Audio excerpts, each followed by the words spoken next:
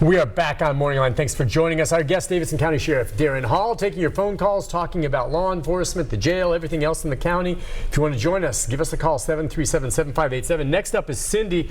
Cindy, good morning. Hi, Cindy. Good morning, Nick. Good morning. Good morning, Sheriff. Good morning, Cindy. Anyway, this is for the sheriff. I have two questions. Okay. Now, someone from California that I talked to had called, and they said their sister-in-law was the sheriff, and I believe Anaheim. Okay. So I said, yeah, what about it? I said, I've known that for years. And anyway, she tells them, she tells them that if you rub yourself down with Benadryl, make sure you get it all rubbed in your hands. And then when you're passing a sheriff with a canine, the canine cannot detect that you've got marijuana, in your system, or that you're carrying some marijuana. All right, let's talk about the masking. Cindy, thanks for your call. It's I don't think I'd worry about that in California. I know, yeah, California is legal now. That's a lot of work to do. I talked to someone the other day who went to Bonnaroo and talked about how she brought marijuana with her. And what she did is she put it in little baggies and then stuffed it in these pouches with peanut butter, buried it in the peanut butter, saying she's bringing the peanut butter and bread for sandwiches while they're camping, and thought that the dogs wouldn't hit on this. Now, I do know for a fact that law enforcement at Bonnaroo, if it was blatant, would move on it, but they're not out there searching hardcore for marijuana. They just know it's there. What's the point? They'll crack down on harder drugs. But yeah, I've never heard anything about Benadryl or ways. There are ways you can mask the smell of things from drug sniffing dogs. We don't need to go into what those things are. I don't know if peanut butter works. Yeah, Nick, I don't. Our country's in such a mess, and here's a subject right here. I mean, I have said this publicly before, but I believe it's time to move in a direction that finds a way to regulate the issue of marijuana. I know that's not popular, especially with some of my colleagues. Here's we have people growing hemp. There's a great story this week. I mean, you're asking law enforcement to see the difference between, is there THC in that leaf? I know. And you grew up, and the smell would tell you what it was. The shape of the leaf would tell you what it was. Now, none of that's appropriate anymore. It's in edibles. And so the reality of us chasing our tail on this in the world of law enforcement is, to me, a waste of time. I believe we need to find a way, learn lessons from places like Colorado. There are others.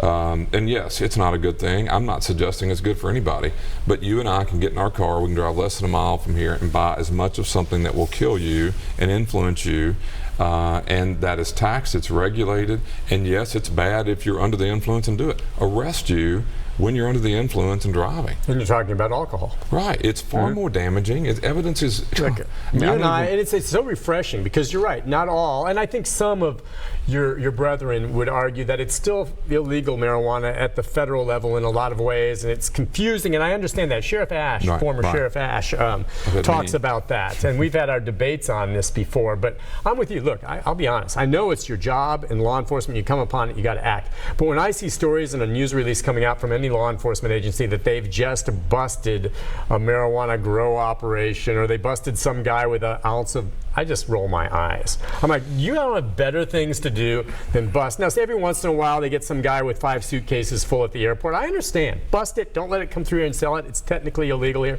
But I'm sorry, marijuana busts, I roll my eyes now. I really do. And again, not law enforcement has to do their job.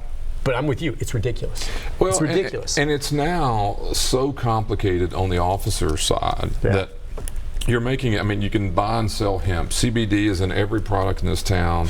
You do all this stuff that we're doing, and the truth is, the officer that pulls up on the street tonight, there are far more things that I would prefer he or she be worried about. If that person's under the influence of anything, arrest them. They don't need to be on the streets. Yeah. We need to deal with that crime. Right. The fact of what they have in their pocket, or what they have in a box, or whatever it is that they use to influence their life, is no different than what we buy at every ball game that you go to, or every store in this town. And I just find it and I've said this to you before, I was in college a long time ago, and my advisor in criminal justice said marijuana will be legal when one of two things happens in this country. And he said when the alcohol industry collapses or when the tobacco industry collapses, one or the other. It will never be legal until one collapses, because that's behind ultimately why it won't pass. Well, guess where we are? Tobacco's going. Yeah. And so, and again, I'm not proud of the fact. I'm saying, as an officer in law enforcement, trying to figure out the difference between a hemp plant and the smell and a gummy bear. No, well, they can't tell. The drug dogs will hit. I've had hemp in my vehicle that I've gotten when I've been doing stories, where if we had been stopped by an officer with a drug sniffing dog, the dog would have hit on our car. Right. And they would think it's marijuana. And it's legal hemp cannabis grown in Tennessee with a license. Part of a news story. There's no THC drug in there that gets you high. The dog doesn't know that. It smells and looks exactly like it. That puts the officers in a difficult position. So I sympathize, but it just is absurd. Let's take a call from Roy. Roy, good morning. Hi, Roy. Yeah. If he wants more money for the sheriff department, I can tell him how to get it. All right. All right. Start doing the bonding business and let the sheriff department handle all the bonding business that's coming in, and take it out of these private citizens' hands that's doing bonding. And then another thing that he really needs to be careful about, if I was a crook right now, I'd want to get me a job as a policeman, because that is the very place, and they better be really careful about who they're hiring. Well, you do. I mean, you say it's certified. I mean, there are a lot of people maybe that would like to go in law enforcement, and they don't make the grade, and you guys turn them away. So it's funny, you know, one of the other things, and I'm not going to say who this is, but let's just say one of the law enforcement leaders in this area, we would all know him. We were having this conversation about recruitment and hiring a few months back, and he was explaining the difficulty that he'd done a lot more research on this, and the bottom line, you know, a lot of evidence that a person, especially a male's brain, isn't fully developed until 25-ish or so, and there are other complications with that. But law enforcement, when I got into it, if you'd ever said you'd smoked marijuana or if you'd ever been arrested for anything, you were excluded for anything. I mean, you couldn't even go to work anywhere in any law enforcement world. And I'm not suggesting that's a good thing, that you've done all that. But the reality of it is, at 18 years old, or 19, and you're at spring break, and you do something silly, and you get cited for that or whatever. For us to eliminate that person, not only does it hurt your pool of candidates, but I'm not sure that's not who you want anyway. The reality of it is, I don't want a self-righteous, holier-than-thou police officer pulling up on the scene of any person. I would rather someone understand the balance between the law I have to enforce. Exactly. And we unfortunately, we push this kind of narrative that we want perfection in people, and I don't believe that's good to hire people that way, and I don't believe it's good to police people that way. And so I don't agree with Roy if he's saying that I'm sure there are bad police officers, there's bad people who call into talk shows, but the truth is, it's our job to hire the best we can. When they make mistakes, hold them accountable. If the mistake is too severe, they can't work here. But to judge people for the mistakes they made at 18 and 19 and 20 and 21, and the common joke was, if we could just start hiring at 25 and just give you a blank, jokingly, a blank from back here, because we all did dumb things at those ages, and hired 25 and up.